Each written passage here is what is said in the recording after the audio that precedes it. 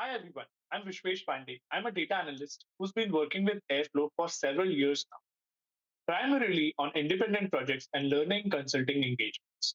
Today I want to share something I have been experimenting with extensively, pushing Airflow into real-time territory. This presentation is based on real production implementations I have built along with insights from working with various clients and the broader Airflow community. So let's dive in. Let's start with why this topic matters. I've been working with Airflow for years across different projects and clients, and I kept hearing the same thing from everyone. We love Airflow for batch, but we need it for faster data. One e commerce client needed real time inventory updates. A fintech startup needed sub 2 minute fraud detection alerts. A media company needed near instant content recommendations. Everyone was hitting the same wall. Their existing Airflow pipelines were running every 15 minutes, and in today's world, it's just not fast enough anymore. By the time the data was ready, user behavior had changed. Transactions had completed, opportunities had passed. So I started asking, can we adapt Airflow's robust orchestration for near real time workflows? Can we do this without forcing teams to abandon their existing infrastructure, architecture, retain their engineers, and adopt completely to new tooling?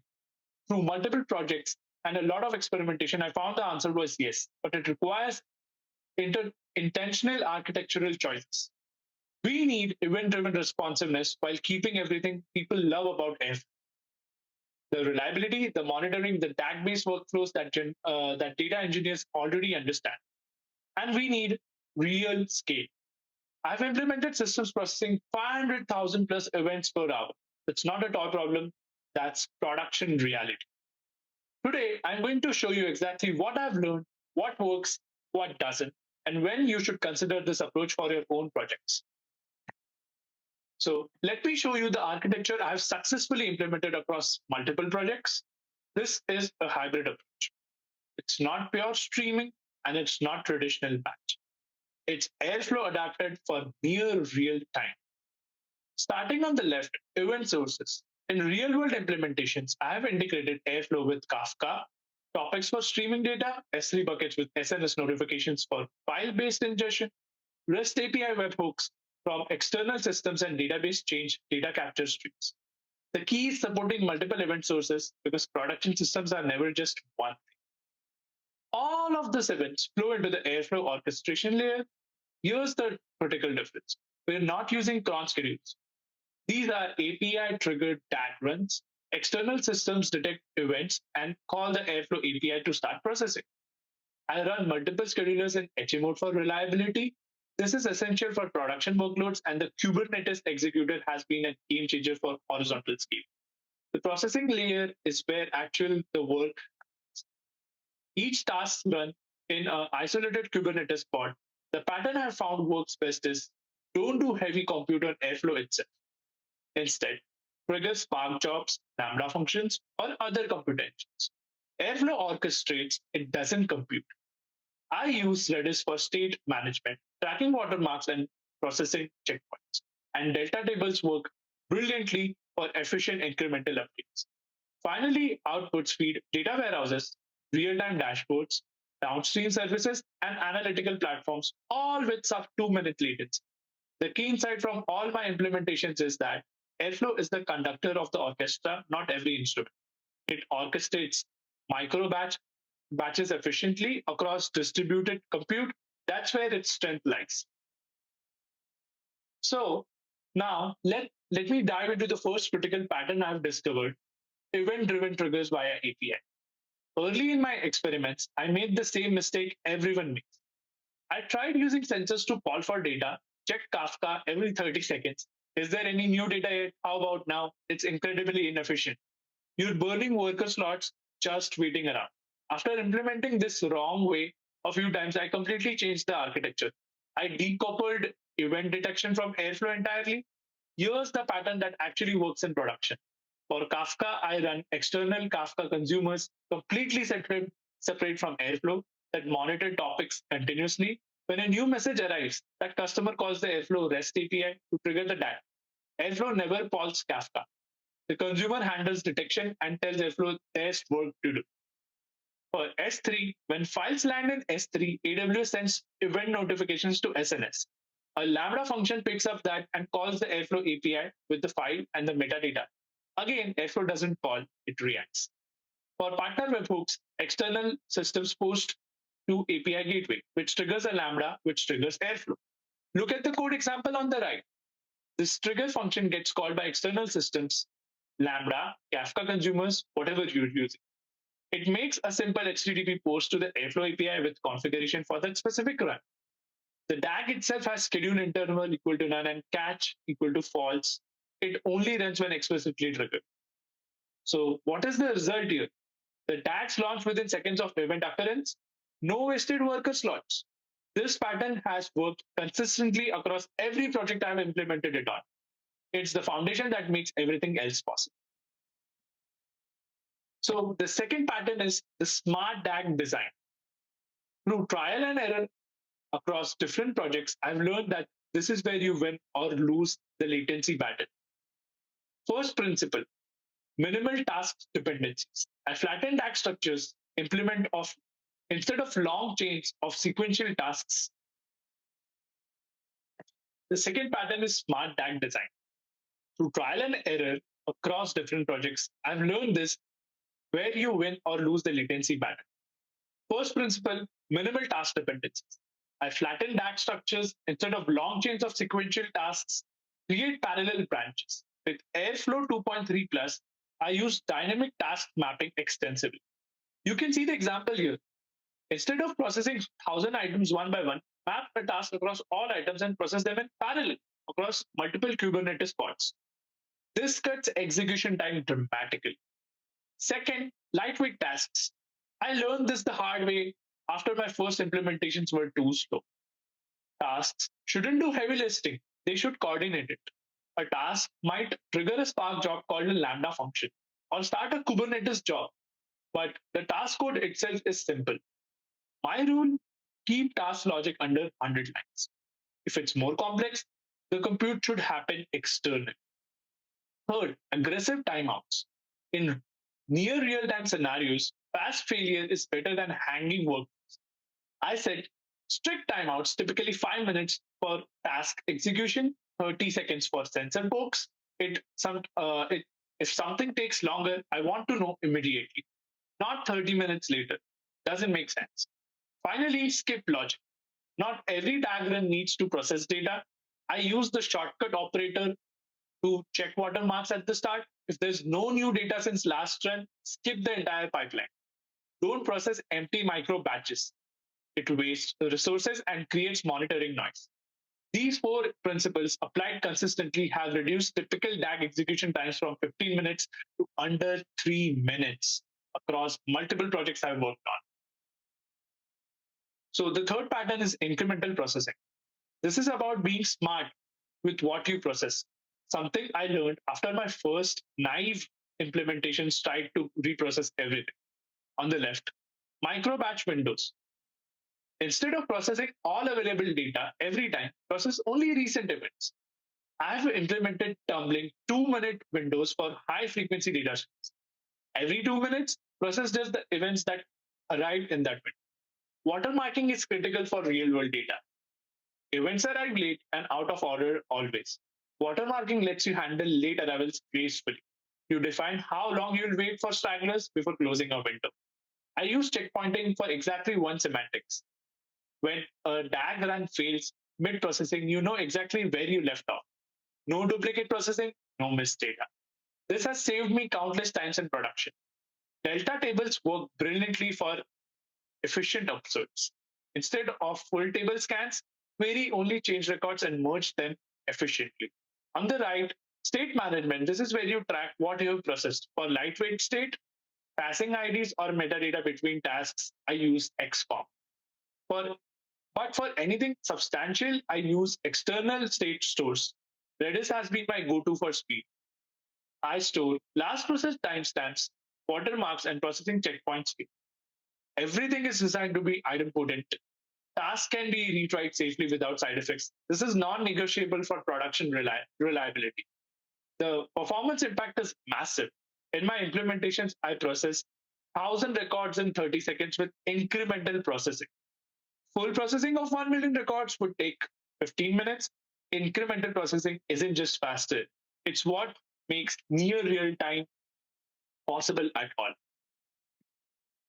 So now let's talk about what went wrong in my implementation because a lot did go wrong initially.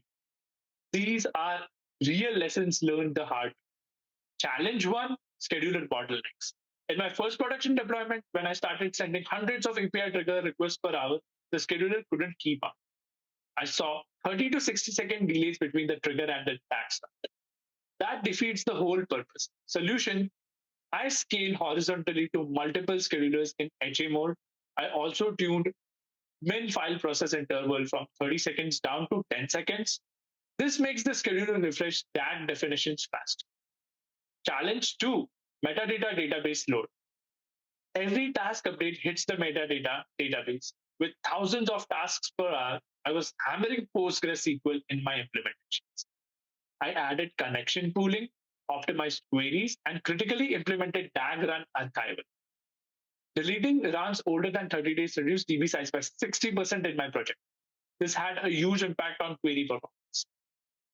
So the third challenge, that was the worker resource contention. This was big one across multiple projects. Near real time tasks completed with batch jobs for the same worker pool. Batch jobs would starve real time pipelines. So I implemented separate worker pools with priority queues, but the real breakthrough was migrating from Celery executor to Kubernetes executor. With K8s, you get true horizontal scaling, pods spit up on demand, auto scale based on queue depth, and shut down when idle. This actually changed everything. So, coming to the fourth challenge, that is observability gaps. Standard Airflow metrics weren't enough in my implementations. So, I needed to see end to end latency, queue depth, scheduler lag, and cost per pipeline run. I built custom plugins to export these metrics to Datadog and Prometheus, visualized it in Grafana. Now I can see problems before users can complain. Key optimization and wins. Now for the results I've achieved across different projects and implementations, let's look at the metrics. 90% latency reduction. I've consistently gone from 15-minute batch windows down to under 2 minutes for critical pipelines. This isn't just in one project. I've replicated this result multiple times. This is production reality, handling real data at real scale. 3 times throughput increase. In one implementation, I'm now processing over 500,000 events per hour with the same infrastructures we started. I didn't triple the servers, I just used them in a smarter manner through better architecture. 99.9, 99.7% success rate. Even with aggressive timeouts and fast failure strategies, I'm achieving 99.7% reliability across my implementation. That's the smart retries and circuit breakers. And here's the kicker, 30% cost reduction in cloud infrastructure. You heard that right. Processing more data faster at lower cost. How? Kubernetes autoscaling means not paying for idle workers. Right side, right size pod means no over provisioning. And incremental processing means doing less work overall. Beyond the numbers, I've achieved unified monitoring across all workflows, batch and near real time together. Reduced operational complexity by keeping everything in workflow rather than introducing new streaming platforms, and enabled entirely new use cases that require sub 2 minute data refreshness, things that literally weren't possible with a traditional patch. The business impact has been significant across my client engagements. Team can act on fresher data, dashboard updates in near real time, and we did it without rebuilding entire data infrastructures from scratch. So, coming to monitoring and observability in production, you absolutely cannot improve what you don't measure. This is a lesson I've learned repeatedly across different projects. So, on the left, metrics that matter. I track 5 core metrics in all my implementations. End-to-end latency. From event arrival to output availability, this is what actually matters to end users. Queue depth. Are messages backing up? Are tasks piling up? This is my early warning system across all my projects. Task duration trends. When a task that normally takes 30 seconds is suddenly taking 2 minutes, that's performance degradation I need to investigate. Another one is scheduler lag. How long between triggering a DAG and it actually starting? This tells me if schedulers are overloaded. Error rates by DAG. I track failures at granular level, not just Airflow is failing, but this is specific DAG is failing 15% of the time. In the middle, there's alerting strategy. I've implemented tiered alerts across all my projects. P0 is an SLA breach on a critical pipeline. So this needs investigation attention, like immediate investigation attention. P1 is scheduler lag exceeding threshold, needs investigation soon. P2 is elevated error rates, can be investigated during business hours. I use custom Airflow plugins to export metrics to Prometheus, visualize in Grafana, and alert through Datadog. On the right, additional metrics. I also track cost per DAG run. This helps prioritize optimization efforts. Data freshness tells me how current outputs are, and SLA compliance percentages helps report to stakeholders. The bottom line is this monitoring infrastructure drove every optimization I made across my projects. When latency creeps up, I investigate. When costs spike, I optimize. You need the visibility from day one. I learned that lessons early. So now let me tell you about when not to use Airflow for real time. Because through my experience, I've learned Airflow isn't the right tool for every real time use. First, sub-second latency requirements. If you need millisecond response times like high frequency trading, instant fraud detection, or real time recommendation engines, don't use Airflow. I always recommend Flink, Kafka Streams, or other true streaming platforms for these use cases. Airflow adds orchestration overhead. It's designed for workflows, not individual events. Second, truly continuous streaming. Airflow works best with micro batches. If you need continuous stateful streaming processing, like complex window aggregations, stream joins, or continuous analytics, use dedicated stream processes. I've tried to push Airflow here and it just doesn't fit well. Airflow batches things into discrete runs. That's its strength and its limitation. Third, simple event processing. If your workflow is literally just message, transform it, reduce to another topic, that's it. No complex logic, no dependencies. Airflow is overkill. I recommend Lambda functions or lightweight stream processes. Why introduce orchestration complexity when you don't need it? So, what is Airflow's sweet spot based on my experience? Near real time, think minutes, not milliseconds. Complex orchestration with multiple steps, dependencies, and conditional logic. Hybrid workflows where you both can use like batch and near real time pipelines.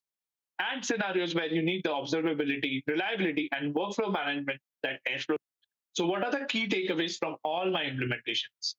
Airflow can absolutely bridge batch and near real time with smart architecture, leverage event triggers, optimize stack design, invest in monitoring, but know its limits. Hybrid approaches work best for teams already invested in Airflow who need real time capabilities without rebuilding everything.